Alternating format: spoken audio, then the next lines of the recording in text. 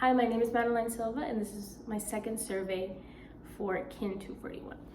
So we're going to start by examining the patient's history using sample. So this is going to include signs and symptoms such as bleeding, pain, nausea, headaches, allergies, which will give us an idea of anything that might be allergic to, such as medication or food, medications to determine what prescriptions they may or may not be taking at the moment, pertinent medical history, which will give us an idea if they had similar symptoms to this before.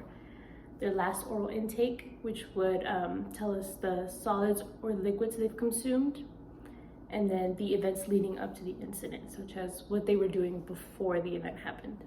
Now we're going to be doing the physical examination using DOTS, which stands for deformity, open injuries, tenderness, and swelling, and then we're also going to do a head-to-toe assessment on the patient.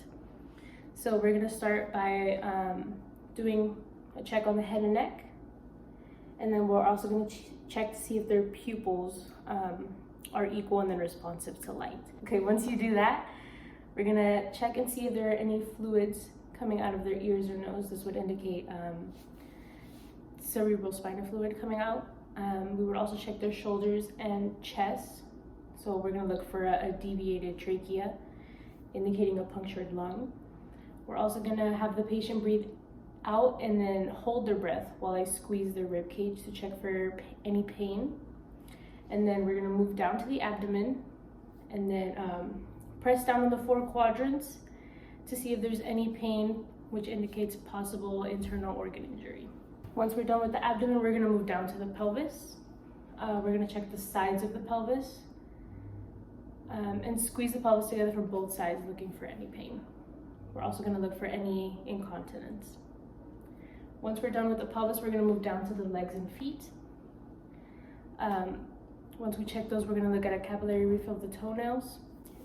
Okay. As we're checking the legs and feet, we're also going to check if both legs feel the same amount of sensories.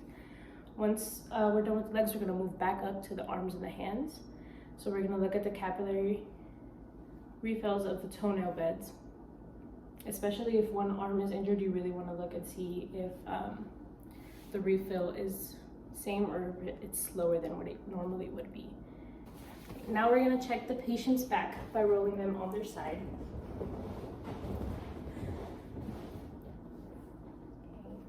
And then we're going to bend the patient's knees and then put their arm underneath their head for support and leave them in this side lying recovery position.